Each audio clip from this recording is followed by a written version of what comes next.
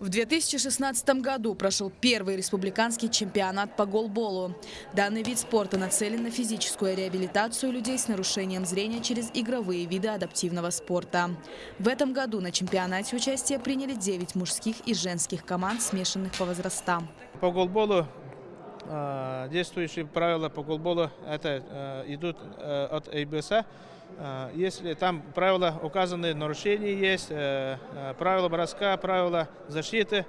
Если нарушил правила, то гол не засчитывается. Бросок засчитывается, а гол не засчитывается. Если проходит защиту мяч и попадает в ворота, то засчитывается балл. Всего на мероприятии принимают участие 6 улусов, в том числе Сунтарский район. Одним из его ярких представителей является Афанасий Жараев, первый тренер заслуженного мастера спорта России по волейболу сидя Алены Даниловой.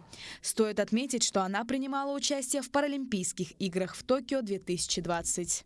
Я принес команду по игре по голболу. 2 команды, женщины и мужская команда.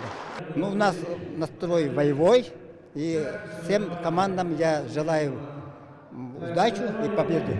Голбол вошел в список соревнований 14-й спартакиады республики по адаптивным видам спорта, которая пройдет летом текущего года. Галина Чекурова, Георгий Григорьев, Якутск.